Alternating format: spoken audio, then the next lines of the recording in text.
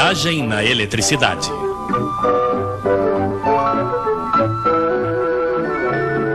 A eletricidade em movimento. Hoje, para variar, que tal falarmos de espaguetes, hein? Então vamos lá. De um lado, nós, os consumidores de espaguetes. Do outro, em algum lugar bem longe, estão os produtores de espaguetes com máquinas de espaguetes.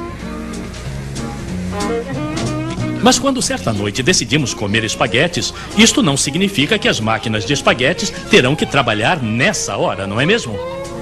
Não, porque entre o produtor e o consumidor existem, como dizemos, os estoques.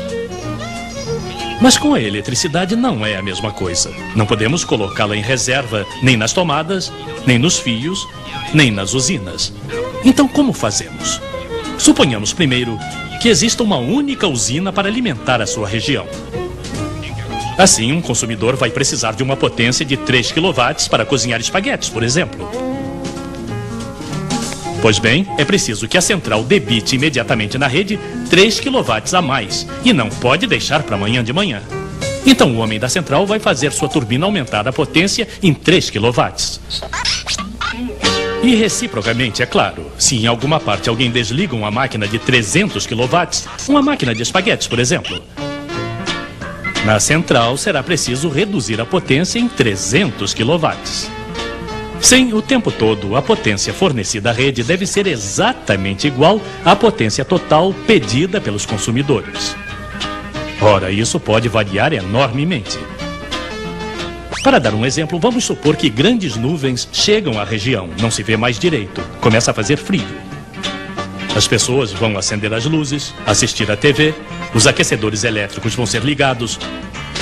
Isto vai exigir não sei quantos megawatts a mais. Isto é, bruscamente vai haver um excesso de demanda.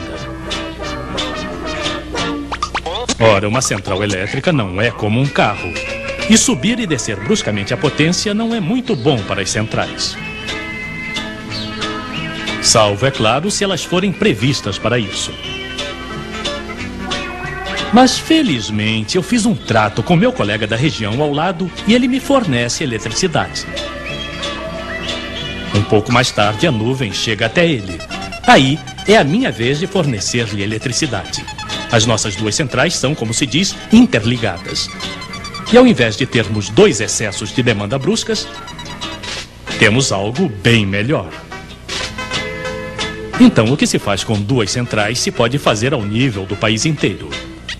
Muitas centrais, uma rede de interligações que coloca em comum a produção de todas elas.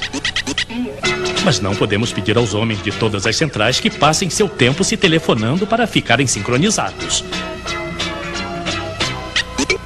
Não, há outros homens que se ocupam apenas disso.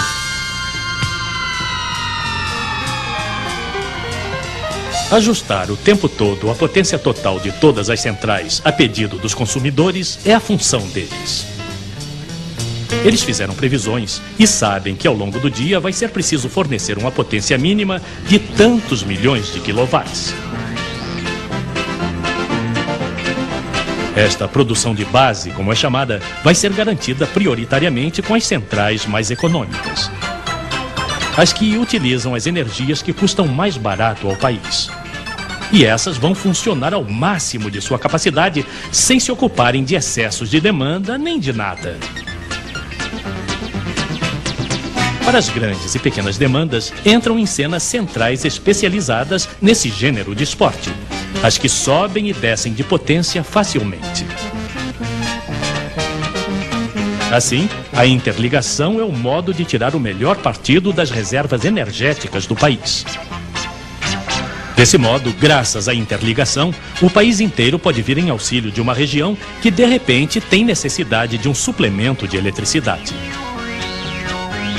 Não, a energia elétrica não pode ser estocada como a água ou como os espaguetes. Mas, em compensação, pode ser transportada de um lado ao outro do país na velocidade da luz, coisa que não se pode fazer com os espaguetes.